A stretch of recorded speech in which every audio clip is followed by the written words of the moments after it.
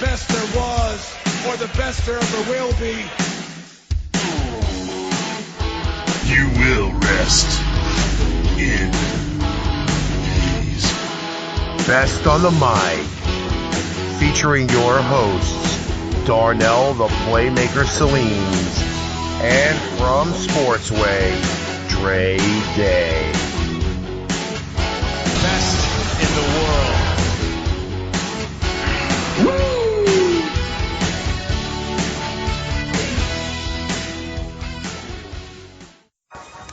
Ladies and gentlemen, what's going on? It's been a while since you had the three of us on here to do the Best on the Mic tournament. But after getting through the Sweet 16 and had the Elite 8 set, we are here. You know me, the Playmaker, Darnell Silence from Jacksonville, Florida. All the way over and down in Texas, it's the Barry Man of Texas. Alice Alcazar, what's going on? How's it going, brother? It's good to be back. And representing Brooklyn, New York, my man, the Hood's ESPN, Dre. What's going on? What's going on? It's episode time, motherfuckers. I love that part. All right, guys. We went through the entire Sweet 16. We are in the Elite 8. We have made it this far, fellas. You still feeling good? Feeling great, even though, on my case, my predictions have not very been accurate. I'm not too thrilled with this right now. Oh, I know why you're not too thrilled with this. We're going to get to that part a little bit later.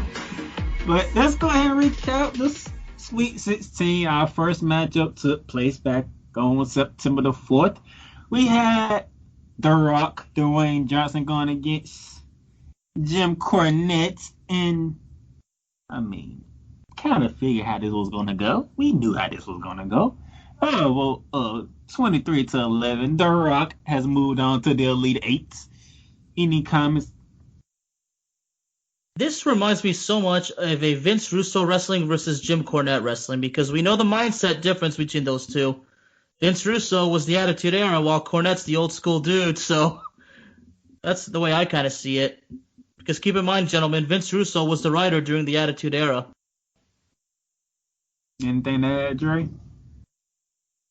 Well, I mean, when we think of unanimous people that might get a trip to the Final Four, The Rock is definitely one of them people that we feel like is going to be headed straight to the Final Four with no problems.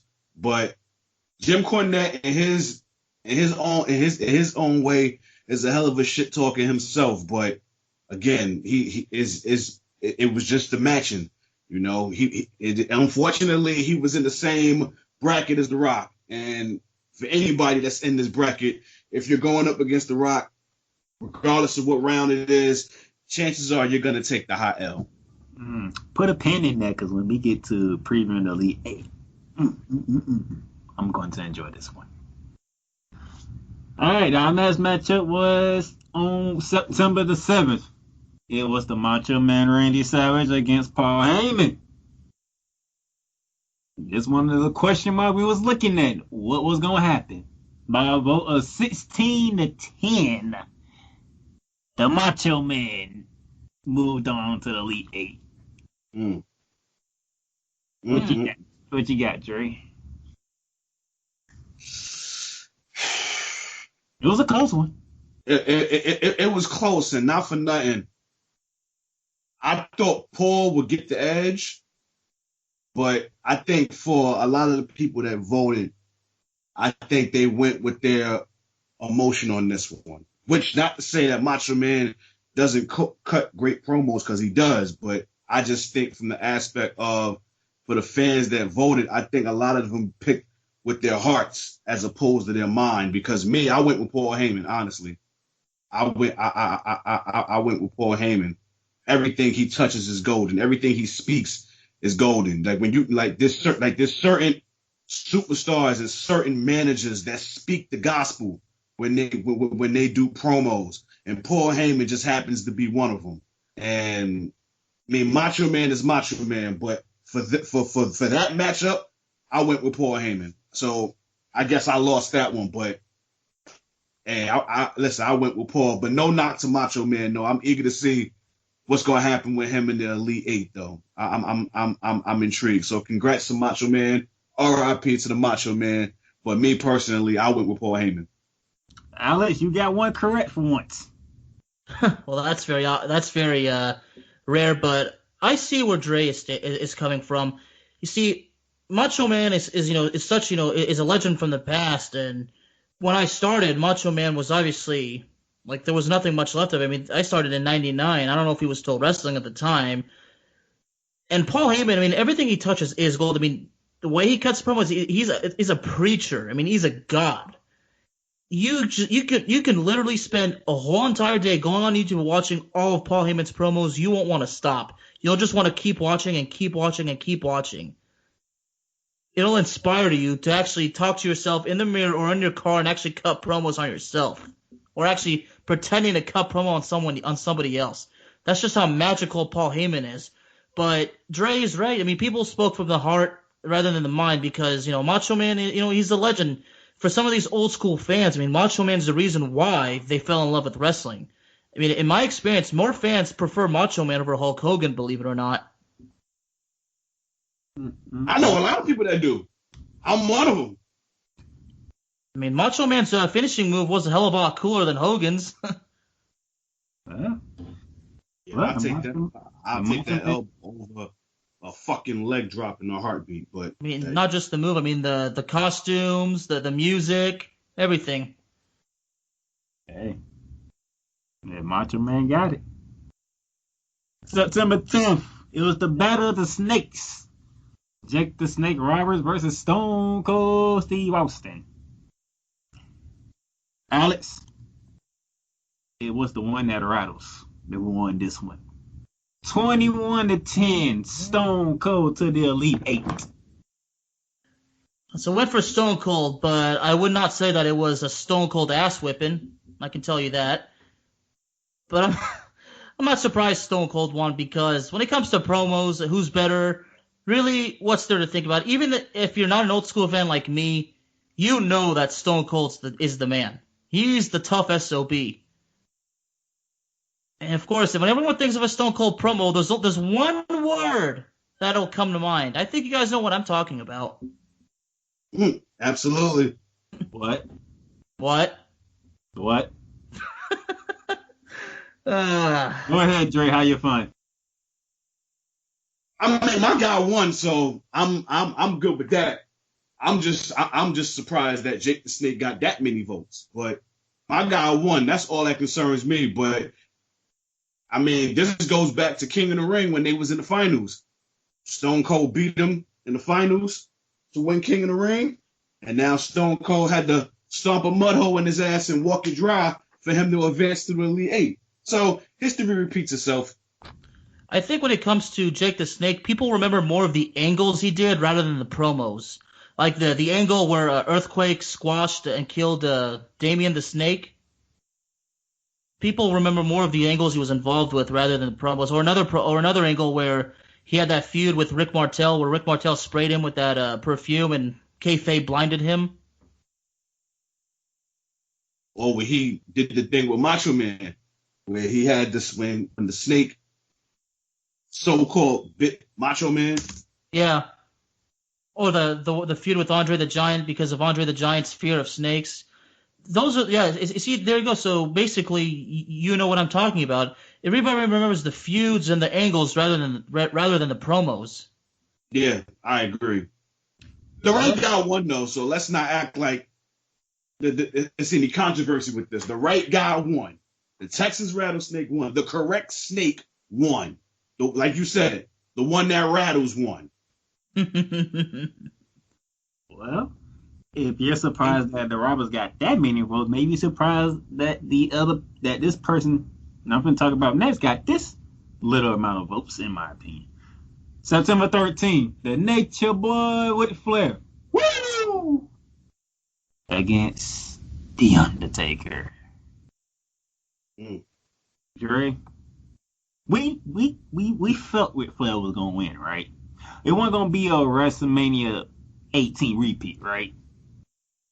No. I figured Ric Flair, but But I figured Flair was gonna get the dub. 20-4. Yeah. That I'm surprised with. That I'm surprised with because I mean, let's be real. Undertaker was a hell of a showman when it came to the promos.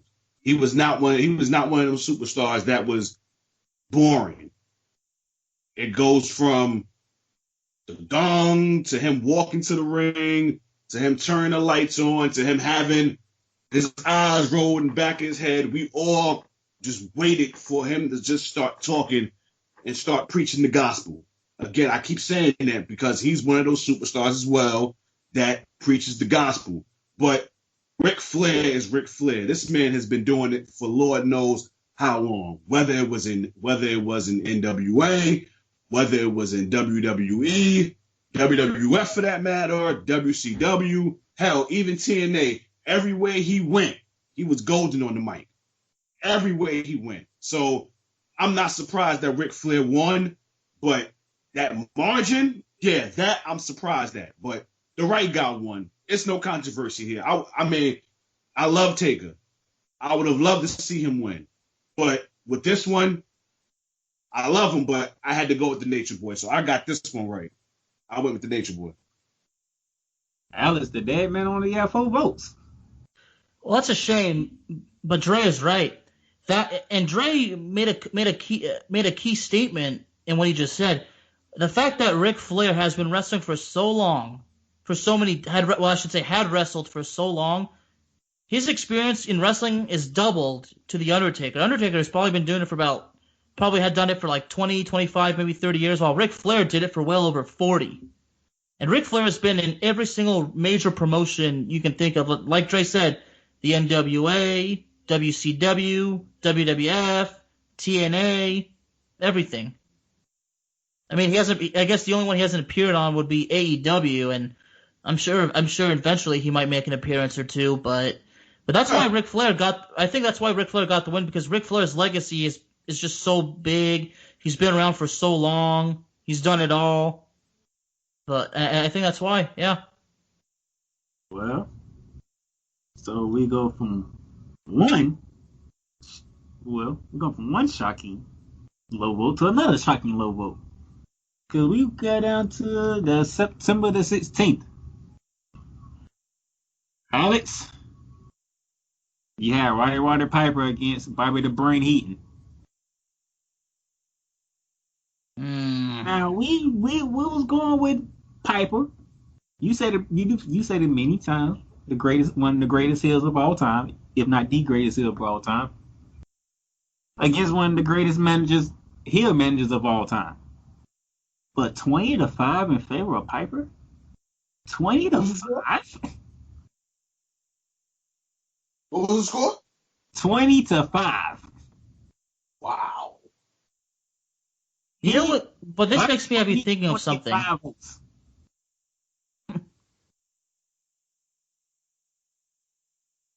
20-5. This has me thinking, imagine if Roddy Piper was managed by Bobby the Brain Heenan. Imagine how perfect that would have been. The greatest heel wrestler paired up with the greatest heel manager. 5 votes. That's... Ugh. Well, here's my explanation to why Piper won it, and I'm not just going to say it's because of the mic skills, but because of the antics that Piper did, during his matches, while hosting Piper's Pit, all those heel, like the eye poke and everything, how he would just run around the ring screaming like a madman. I'm guessing that's why Piper won. It's not because people don't just like his promos; they love everything about Piper. I mean, there's nothing to hate about him. Dre, yet another one. It's just like, wow. Yeah, 20-5. I mean, I saw when you posted it, and I saw that you said Piper won, but I didn't even get a chance to see the actual score. I just saw his face, so I figured, all right, Piper won. I'm not too shocked about that. But now that you telling me what the score was, 20-5, that's a wipeout. That's a landslide victory right there. I'm like, damn, 20-5, like shit. Bobby the Brain only picked up 5 votes. Damn. Yeah, the Undertaker only picked up 4, and Heaton only picked up 5. Speechless. That's the best way I can sum it up. Speechless. Hey, September the 18th, we had Dusty Rhodes, the American Dream, versus CM Punk, Mr. Pipe Bomb himself. Dre, you asked the question, how long can that pipe bomb take him, right? It took him to the Sweet 16 because Dusty Rhodes, 21-10.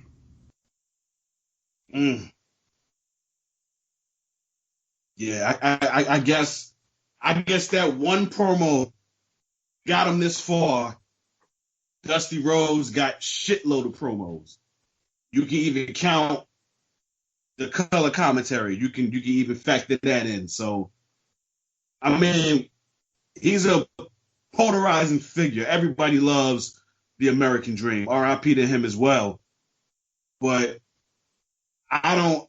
And his bracket, I honestly don't see anybody probably taking him down. Probably except Austin, in my opinion. And if memory serves me correct, I think that's what the matchup is going to be in the Elite Eight anyway. So now I'm really interested to see how that plays out. Man. Well, obviously I am shocked because I had CM Punk winning, but I should have thought of this last week, or last time I should say. Dusty Rhodes, I mean, his 2 sons, Cody and Dustin, formerly known as Goldust, those 2 are extremely good with promos, and they learned that from their dad. So maybe, perhaps, if everybody was thinking what I am thinking, the fact that his 2 sons are amazing at the mic just as he was, then that's a legitimate reason for him to win. Then that's why that's why he wins, because his legacy continues. Like, it's continuing, and you got CM Punk, who's a first generation dude. But just like Dre said, just like Ric Flair, I mean, Dusty Rhodes had done it for decades, on a commentary table, in the ring, everywhere. Well, Dre, here we go. Damn. Match 20, the 7th match of the round, September 22nd. Hulk Hogan against Booker T in the closest match of the Sweet 16. Alex, Hulk Hogan defeated Booker T 13-11. Oh boy. Ay. Well, was everyone thinking? So now I'm asking, for those who voted for Hogan, my question is, were you thinking of the Hulkamania or the NWO Hogan? I think they were thinking of both.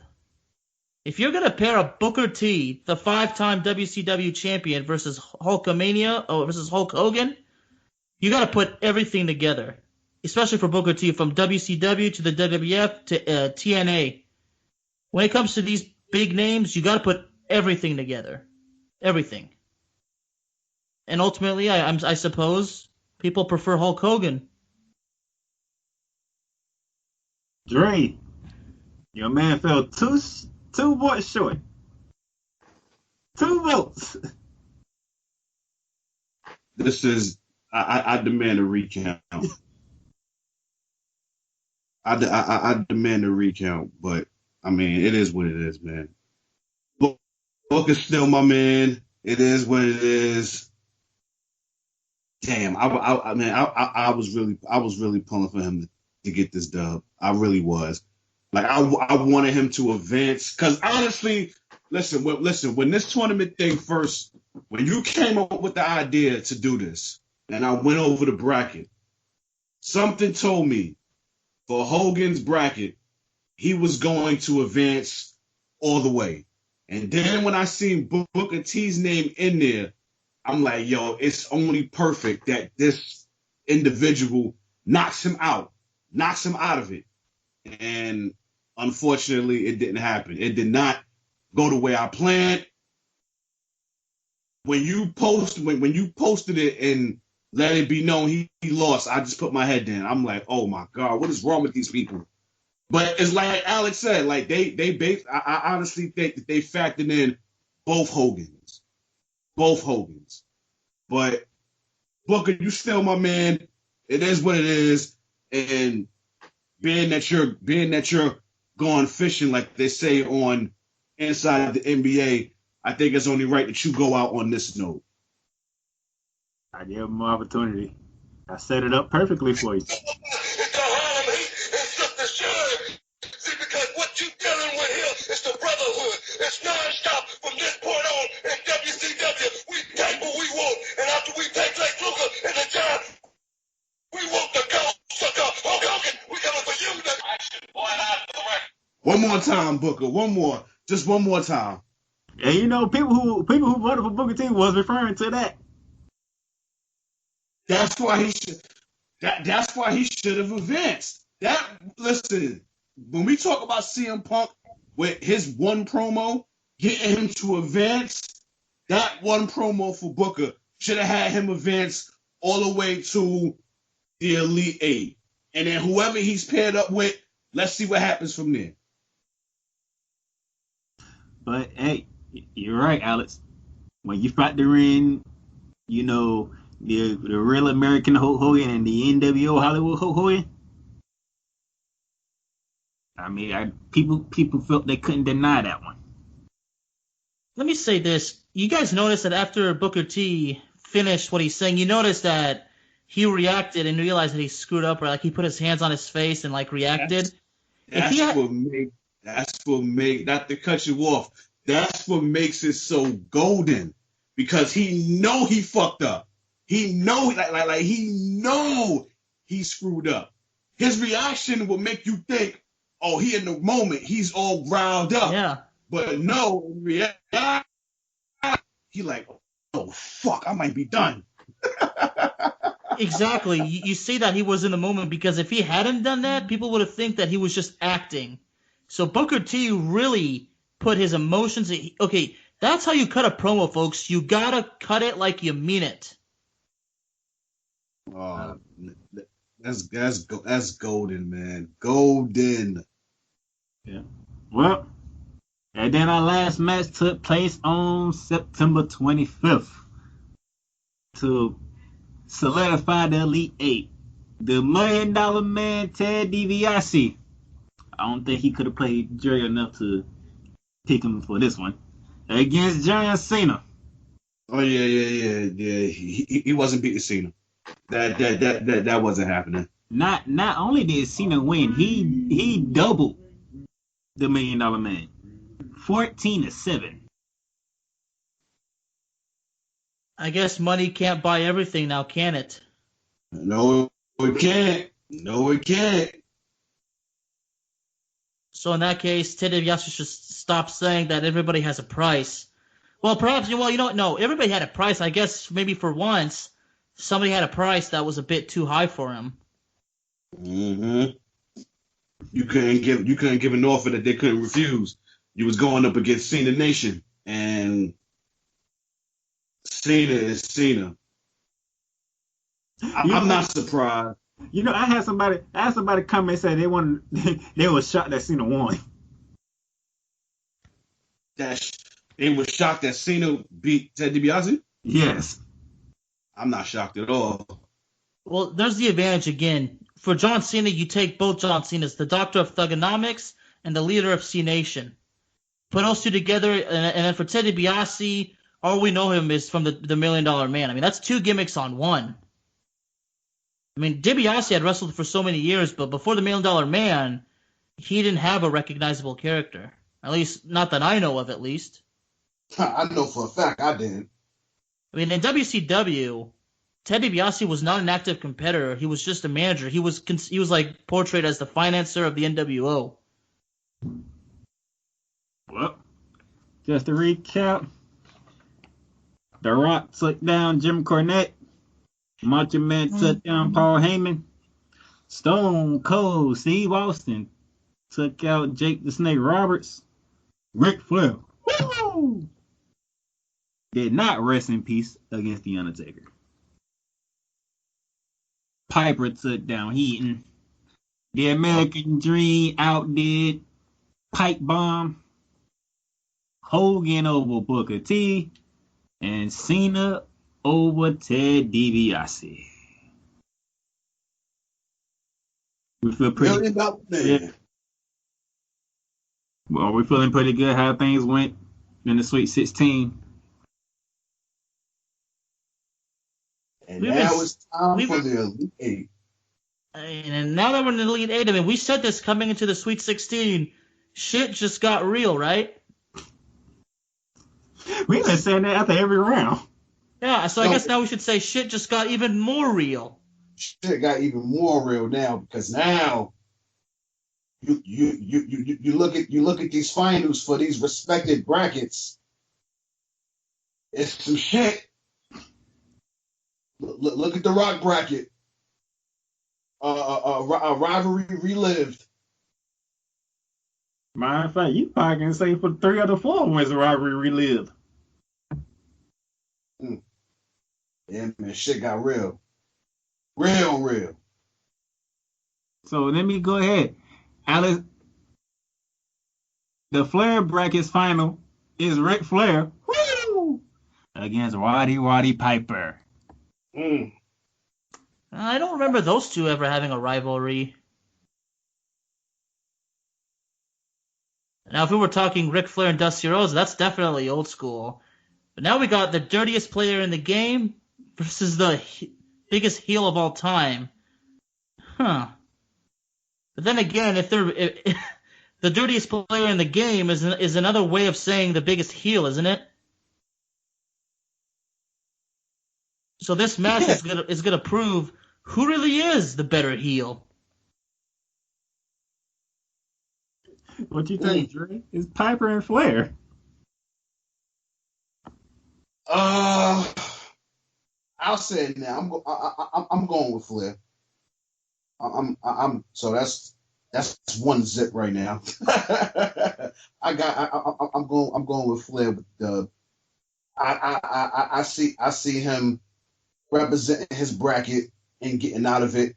It's kind of like the Yukon girls, you know.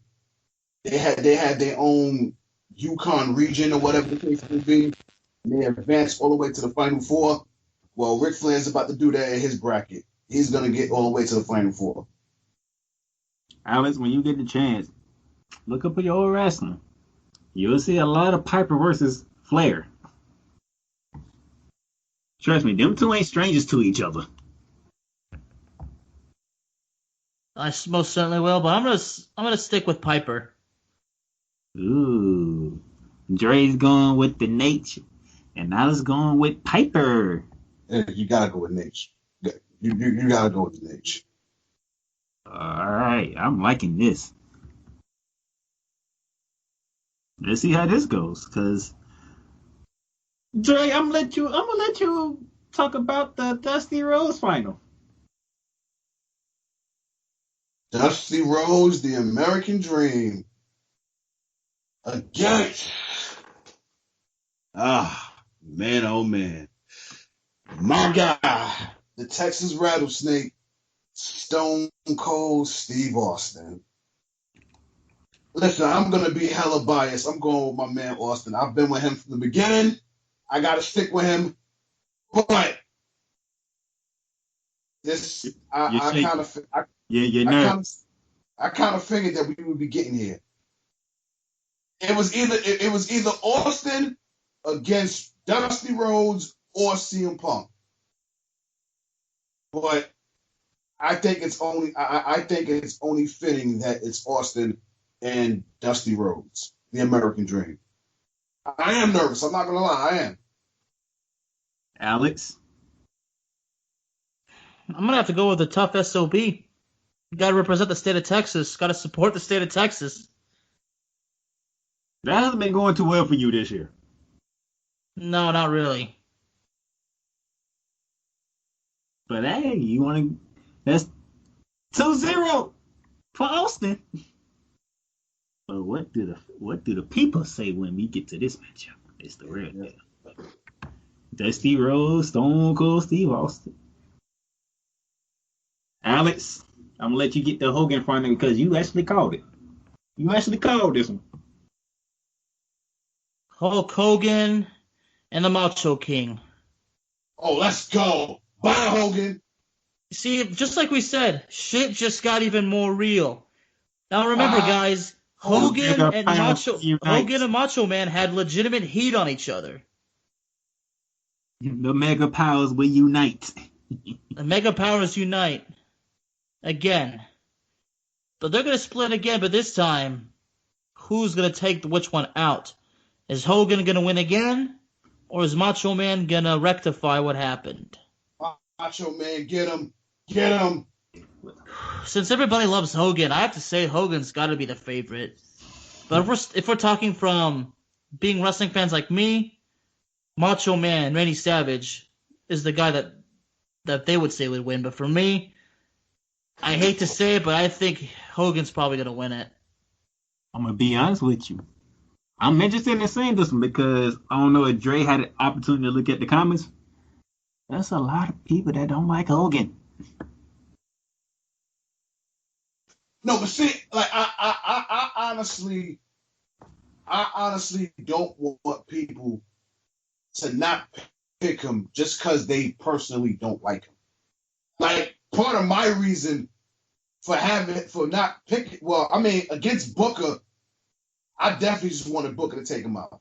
But aside from that, even with me personally not liking him, if you notice, in all the other matchups, I picked him to win, except probably against Valentine Dream. So prior to that, I had Hogan winning all those matchups, except the Valentine Dream one. I was hoping that he'll pull it off. And then, of course, with Booker T, I definitely wasn't rooting for him with that. Now we get to the point where I definitely want to see him lose because I think these guys that he's going up against cut better promos than him. But for everybody else, I'm hoping that they're not just going against him because they personally hate him. Like, just pick the right guy. You know what I'm saying? Like, pick the right guy as far as the promos is concerned. Who's better on the mic? And even with this matchup, Hogan and Macho Man. Like, I know I'm saying, oh, get Hogan out of there, but honestly, in my honest opinion, I do think Macho Man cuts better promos. I do think he's better on the mic than Hulk Hogan. Well, if everybody follows your lead, then Macho Man's the guy to win. So we can only hope that people understand what you're saying. I hope so. I hope so too. But of course, you're gonna get some of them they're not gonna follow that. They're gonna go with their emotion, and we can't control that. But deep down inside, hey, as long as Hogan's going, I'm good with that. Well, you just might get your wish. No final four for him. No. I cannot wait for this one. Man, oh man. That's another rivalry renewed. And then we get to the Rock bracket. Rivalry renewed, and now I'm in Dre's spot. Because it's John Cena versus The Rock.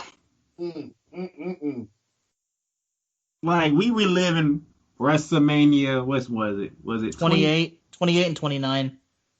28.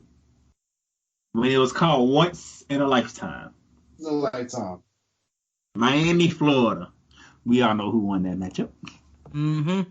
But now we talking promos. The Brahma Bull. The People's Champ. Again, I like what you did there. I like what you did. Nation. I like what you did there.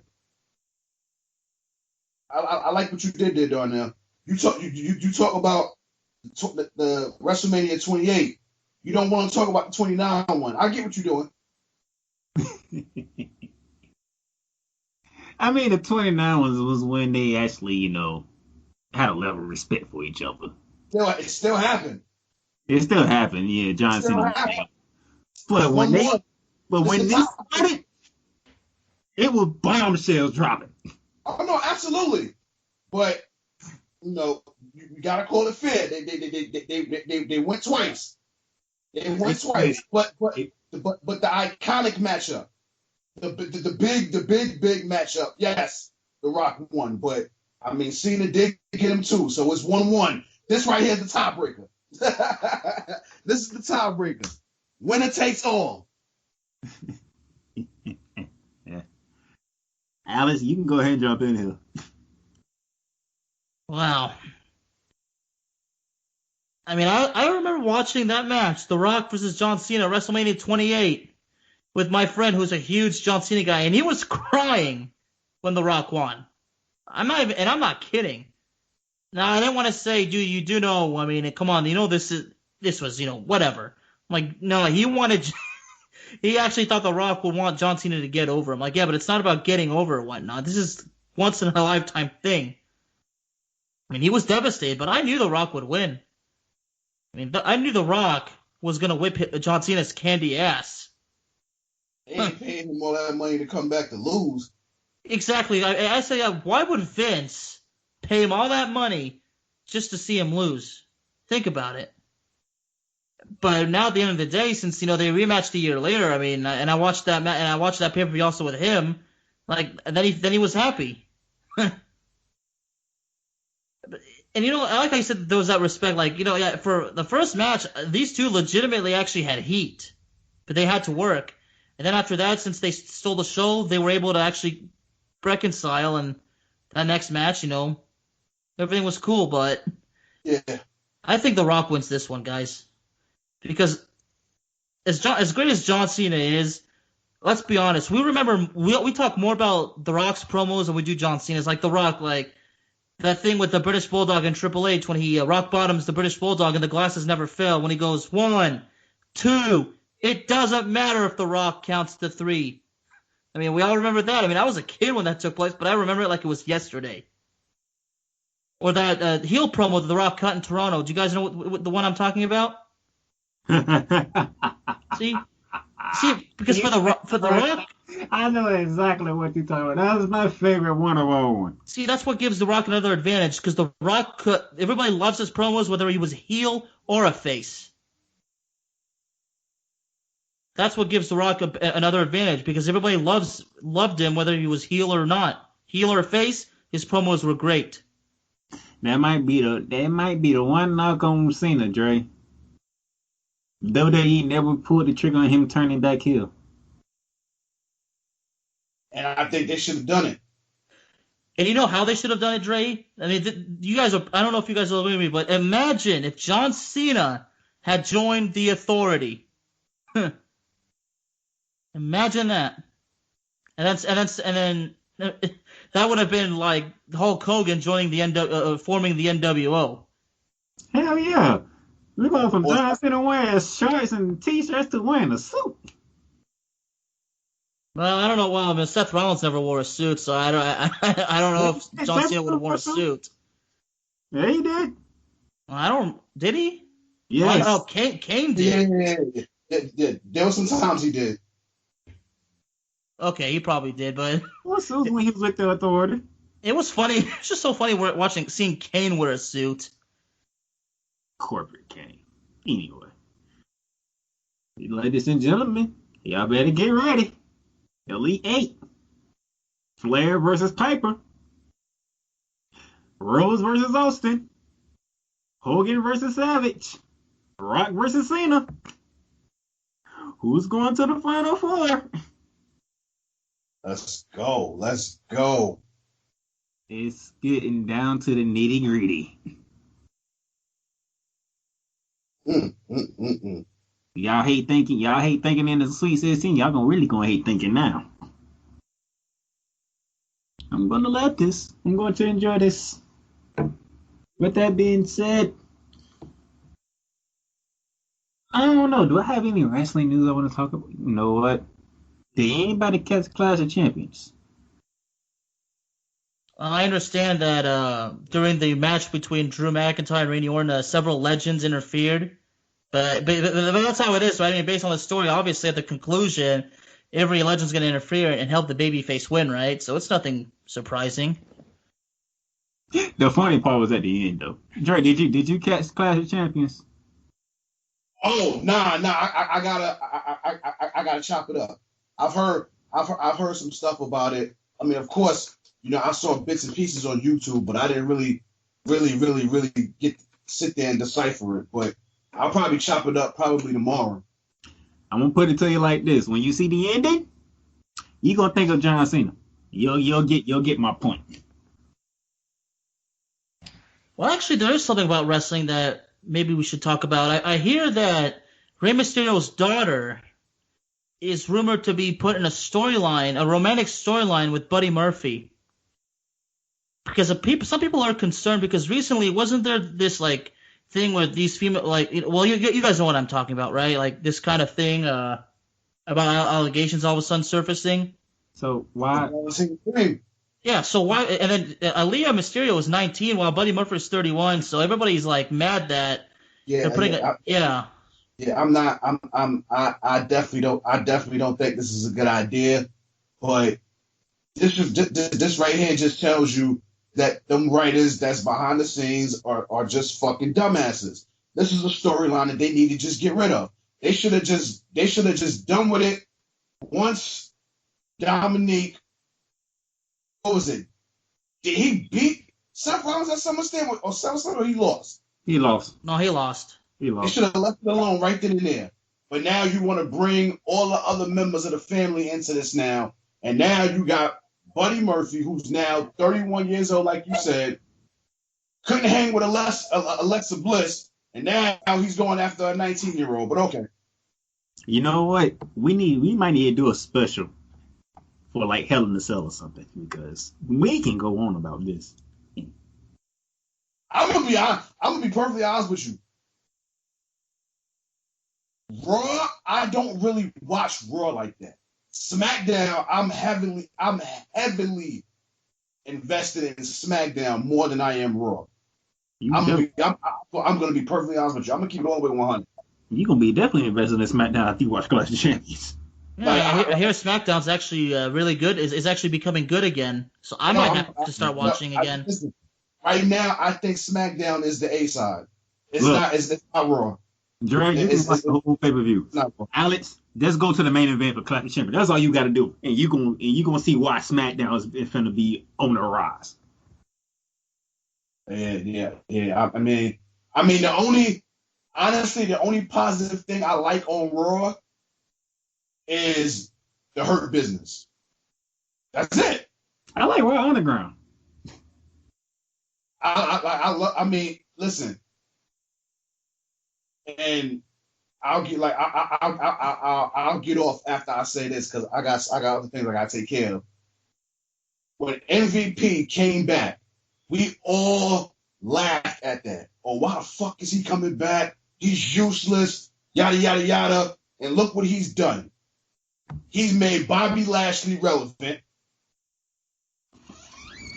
Sheldon Benjamin, who was lost in the shuffle, he's back relevant again.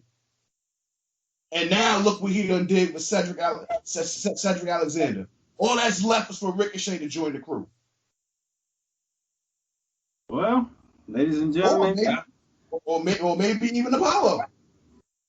Well, ladies and gentlemen, there you have it. We went through the Sweet 16. We are set for the Elite 8, and we gave you some wrestling talk, 10 points. So, you can catch the Hood ESPN Dre Day on his podcast, Sports Radio Dre Day. Just dropped his NBA Finals preview, and you did your week 3 review, right? Of the NFL. Oh yeah, that's coming down the pipeline. I'm actually gonna work on that probably tonight, and probably get that shit out on Thursday. So you got that. Barry Manatessa, he's killing it with Internet, LC, and Cowboys talk. Yes. How about them Cowboys, by the way? Well, here's what I gotta say about my show, okay?